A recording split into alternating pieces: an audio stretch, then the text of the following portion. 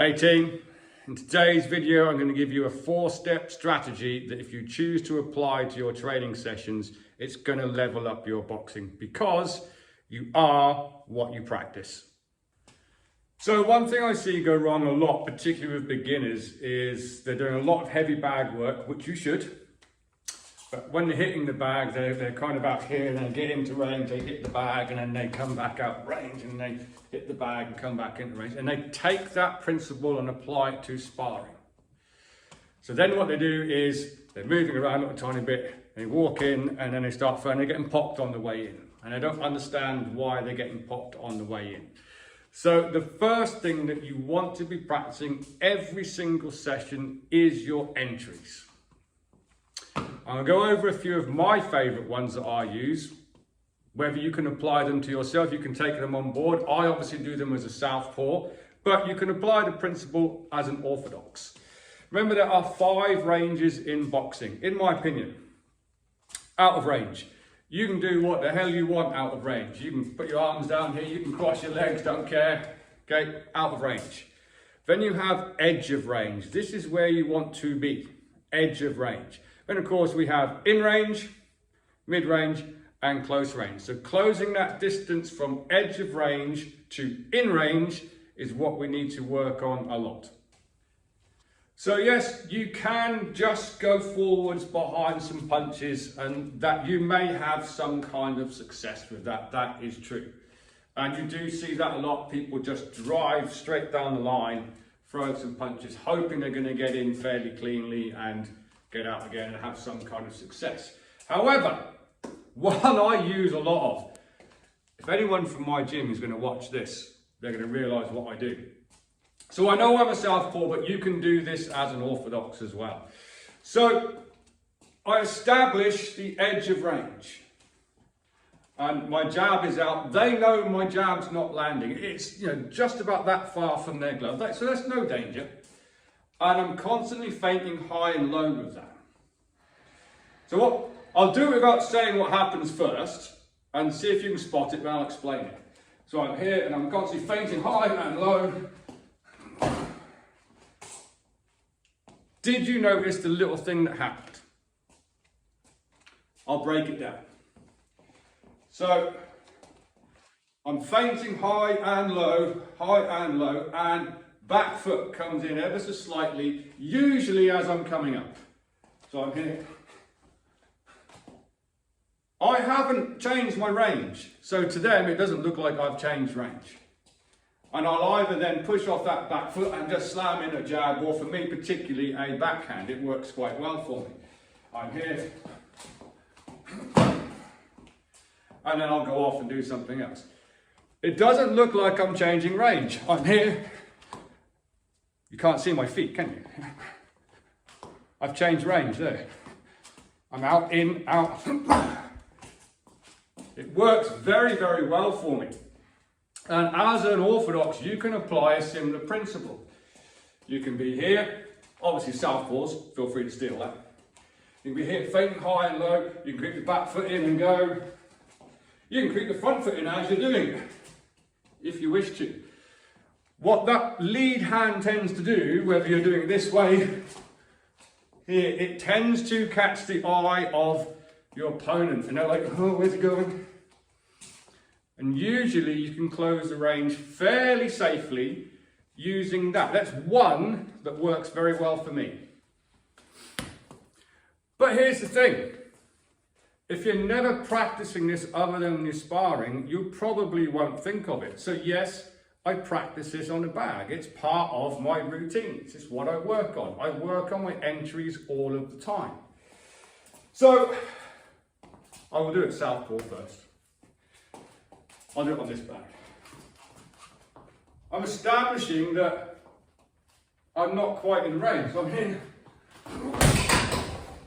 Just sneak that back foot in and I explode from there. It's one that they don't see coming. From an orthodox point of view, I've let them know that I'm not in range. My jab is not going to land.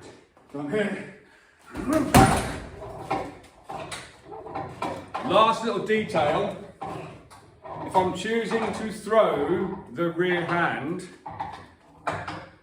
back foot's come in. I do often take my head right out here as I'm throwing that, because I tend to come round. Same with you orthodoxes, if you're here and you keep that back foot in, I would advise taking that head proper offline, because you are directly in line with your opponent's backhand should you be fighting another orthodox. So that's one, make sure you are working things like that on your back. So another one that works really well for me is I feint high with my jab, particularly if I've let them have the outside lane, because then they think they're dominant. This does apply for you orthodoxes as well. I feint high, I'm not really fully extending that feint high just to give them something to think about. And I simply roll and a backhand to the body and I step out to my right as I do it. So I'm here, I feint high. That's where I close the distance. Feint high and I'm stepping up and over the line as well. And I usually come around this side afterwards. And I generally will go to the spleen or to the head. Orthodoxes, it's exactly the same thing. Feint high, shoot low, see that little step. Feint high, and as I'm coming low, this goes up and over. And you can come around with that shot. Again, it's something I work almost every single time I hit a bag. So let's just have a quick look. So it's the same thing, if I constantly only throw when I'm in range from here, and step in, now throw, you're going to get popped. So again, I establish that I'm just out of range from here. Throw high, roll under. And I usually get in pretty close from there. But if I never practice that, I'm probably never going to pull it off in sparring. So I'm constantly out here.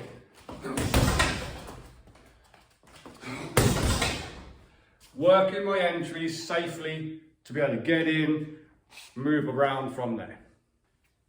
Something else people forget to work on the bag is their blocks. So of course, why would I work my blocks on a punch bag? There's no one throwing punches at me. You should, because another great way of closing distance, making that transition from edge of range to in range, is to go from a reactive block. So again, obviously I do it a lot southpaw, I'm a southpaw. I do switch hit though, and I have boxed solely as an orthodox as well. And you can have a lot of success working from a reactive block, whatever it is, whether it is a parry, whether it is a catch, whichever, doing that and then going, rather than just going in because you're probably going to get popped on the way in.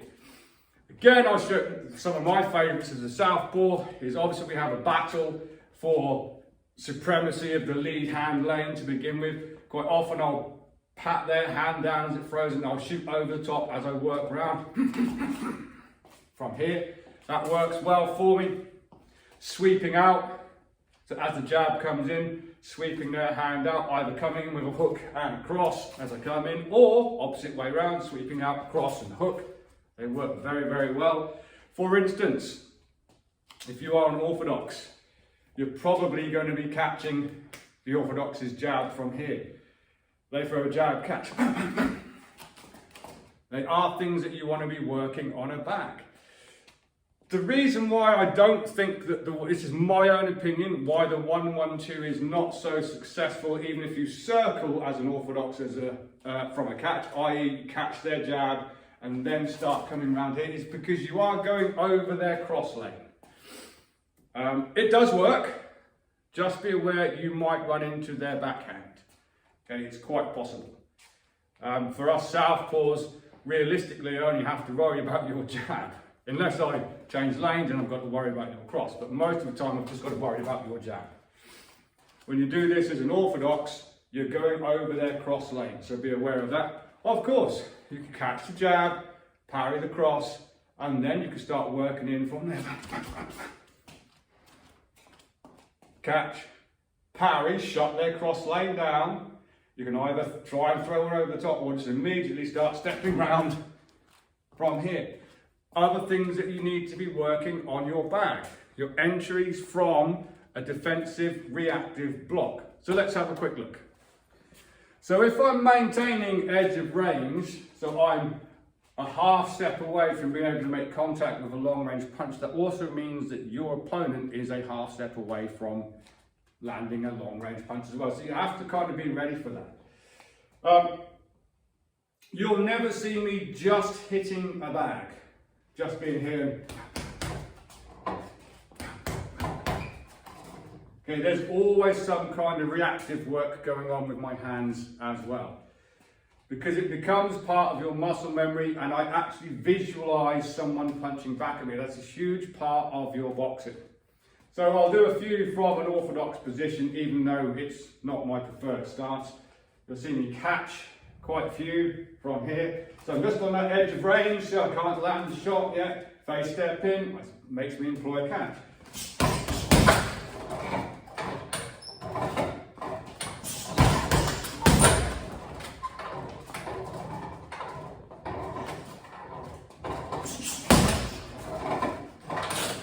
That was me imagining a jab come in, cross come in, which I've just parried and shot over the top. Again, from my preferred point of view, I'm forever working this.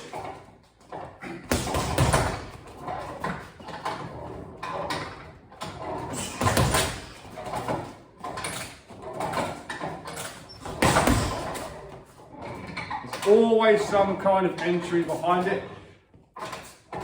I'll show you some of my more favourite ones as well before we move on.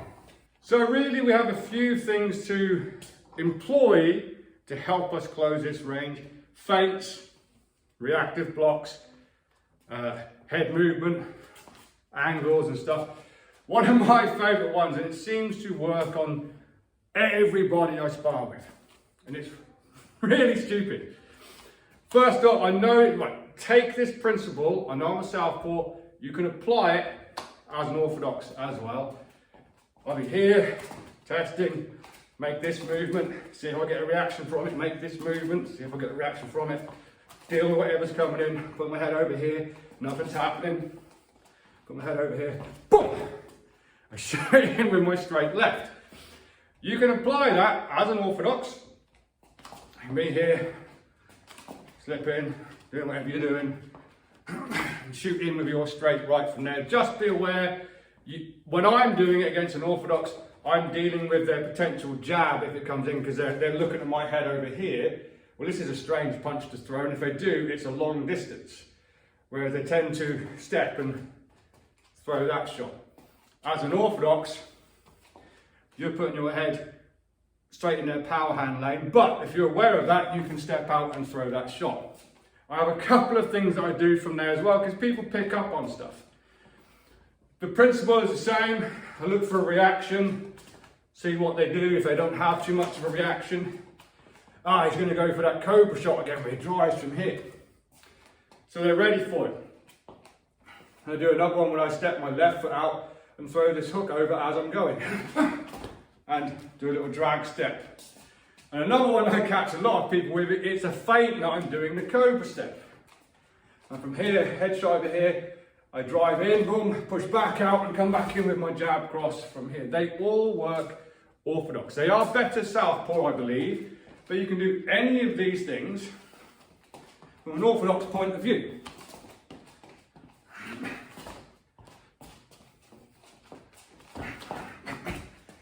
They all work, and I'm continually working those type of entries into my bag work. So make sure you're doing that as well. So that's principle one, your entries. Next is your execution. The execution of your technique, whatever the combination it is that you're throwing, make sure you're doing it well. Make sure that you've always got one hand at home base, whatever you're throwing. The amount of times I see people get hit with a hook because they do this, or as a jab, dropping that hand, or that hand's not coming back to the chin from there, you're getting caught with something. Make sure your execution is as good as it possibly can be. And keep it simple. Recently done a video about you don't need all the latest flashy fandangle stuff that you see online. Keep it simple. Okay, so if I'm sparring with someone in here who is of a an okay level. Sometimes I do play around and just do whatever. If I'm sparring with someone who is at a decent level, it is so ridiculous. I keep it so ridiculously simple. I have a good entry, I have a good execution of some simple technique, and I'm out. What I use the most, honestly, is a jab, cross jab. Whatever the entry is, and I'm back out again from there. Use it all of the time. Keep it simple. But the other thing to think about is attacking. Your opponent cannot defend the center line and the flanks at the same time. So you want to be attacking center line, flanks, head and body. Okay, and mix those up. If you're just constantly a headhunter, it's another thing I see particularly beginners do wrong in sparring. They just attack the head. I saw someone in our sparring session last week. Someone pulled a high guard, and it wasn't a particularly good high guard, in my opinion, not how I teach it anyway, because the elbows came up like this. Well, look at all this here that's exposed. And the other less experienced person was just punching his gloves. I was like, oh, look at all that lovely meat you've got to attack from there. His hands are up here. Oh my God, I'd keep the hands there and I'd go to that body and then come up to the head. So when you're executing your combinations on the back, make sure you have a decent exit. I forgot to mention simple things like feint high, just ducking and walking in. I do apologise. That works as well. But once you are in, execute your technique the best of your ability, making sure you have a hand at home base, your elbows are tight, and you are not just attacking the head, or not just attacking the head and the body in the center line. Yeah, attack the head, attack the flank, attack the center line, attack the flank. Yeah, mix that up, and I guarantee you're going to have more success. So we'll have a quick look at a few things that you can do on a bag. So we literally just spoke about principle 1 being your entries. So for the sake of this video, I'm doing an entry. If I'm just here and just throw to the head all the time, your opponent is going to block them fairly easily, and truth be told, they're probably going to disengage and move around anyway. So clearly here's a head, here's a body, and here are the flanks, head and body as well. Attack them in sequence. Whether that is a couple to the head and then whipping round to the body, whether that's the same on the opposite side, whipping to the body, whether you're going down the centre line and coming back up.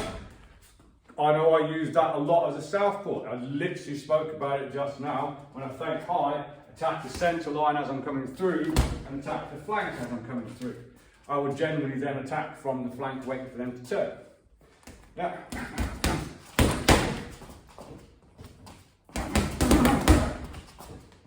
so there was hands up, body, body, head, body. Mix that all up rather than just being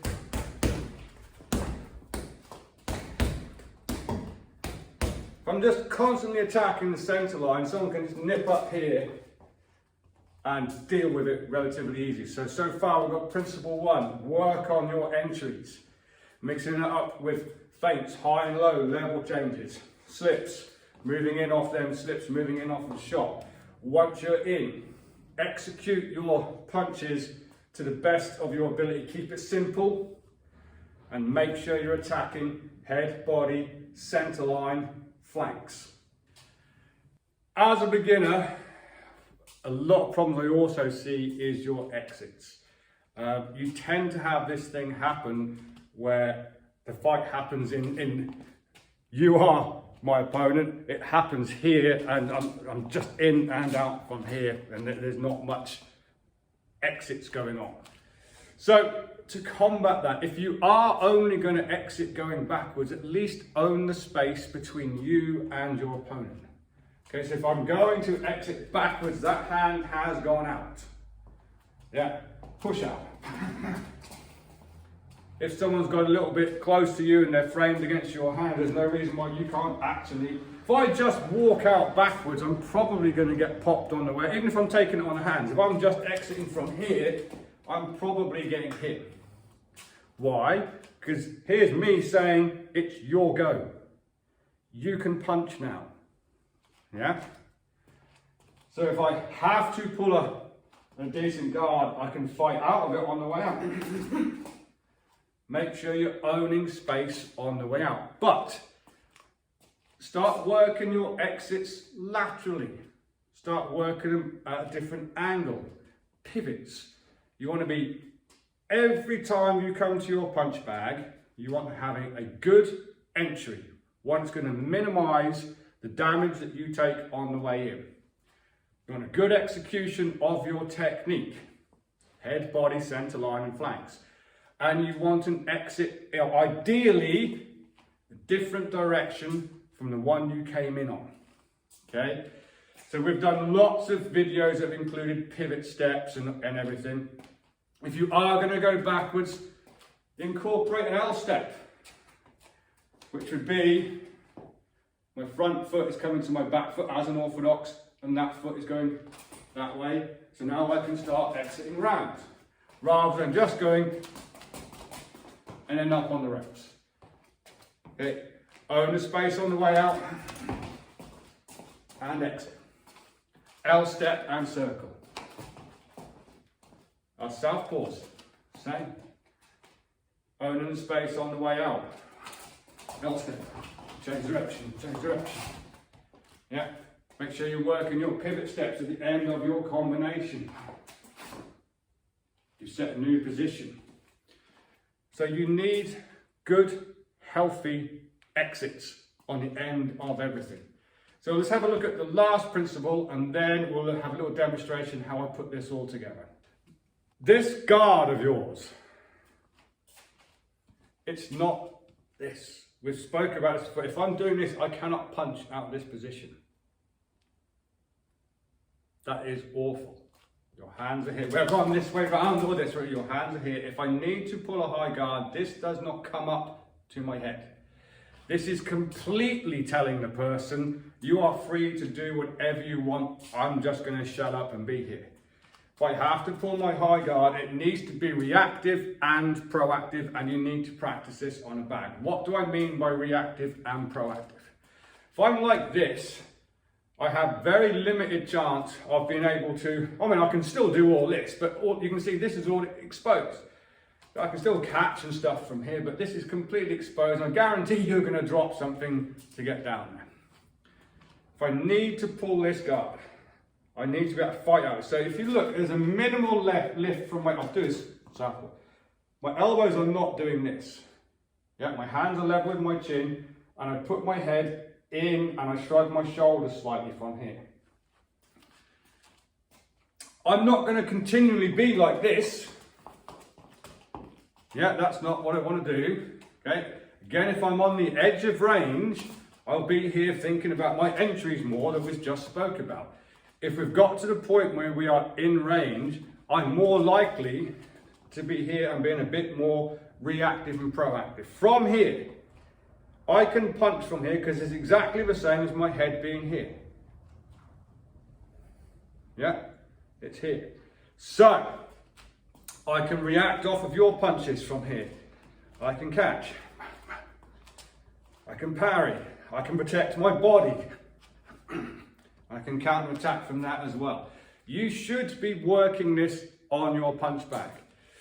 So, one that I do a lot is I visualize the punch coming at me and I split the punch.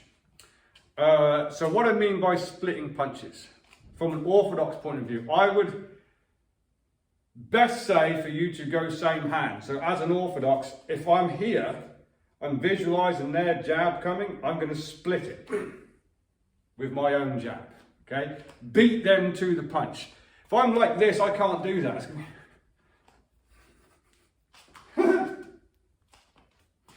Now, if I'm here, I can beat you to that punch. Take my head slightly offline and split the jab. Split the cross from here. Yeah, I'm being reactive and proactive inside my guard. What I'm doing is I'm throwing as you throw and beating you to the punch. And of course you can then start to work your way around that as well. I'm not here and going like this. That's a bit, okay? Here. Splitting the punch. Southpaws. Go opposites. Okay, so orthodox, you want to go same hand. Left for left, right for right. Us southpaws, when they throw, excuse me, when they throw their jab, you can go, so orthodox's jab is going to be in this lane.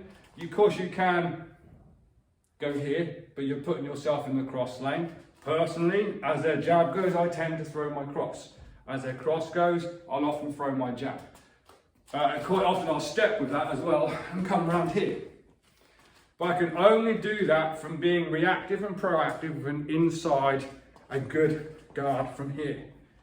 Yeah. Bam. Bam. 4 principles. You need good, safe entries. Every time you're going into the bag, you need good execution of your technique, attacking the head, the body, center line and flanks. You need an exit and you need a reactive stroke proactive guard that you can fight out of. If you apply all these 4 principles to every single training session that you do, whether that's on the bag, on the pads, sparring, I guarantee it's going to level up your boxing. So let's have a quick look at what it might look like. I will do it as a southpaw because it's my more comfortable stance, but give you a little idea of what it looks like.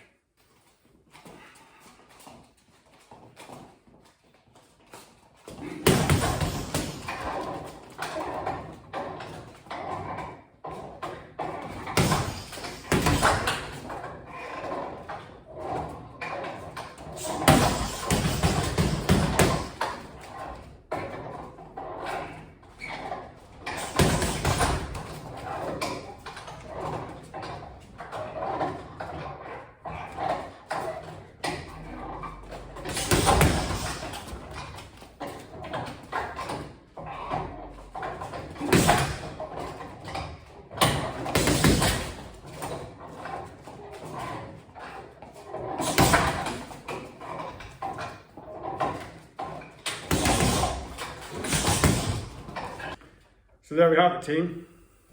4 principles for you to work on every time you're hitting a bag. You need an entry, whether it's off of a head, whether it's off of a reactive. Try, yes, this is an entry, just going down the line. Relatively easy to counter, in my opinion. You need to make it a little bit more tricky. Feints. Work your way in behind your jab.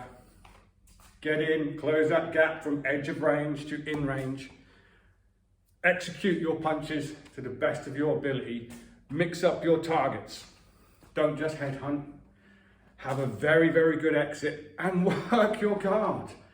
Yeah, don't be the person who's doing this on the bag.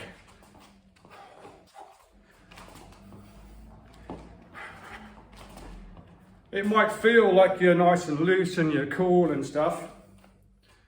And you might get away with it in sparring with someone on a very similar level or a slightly less level than you.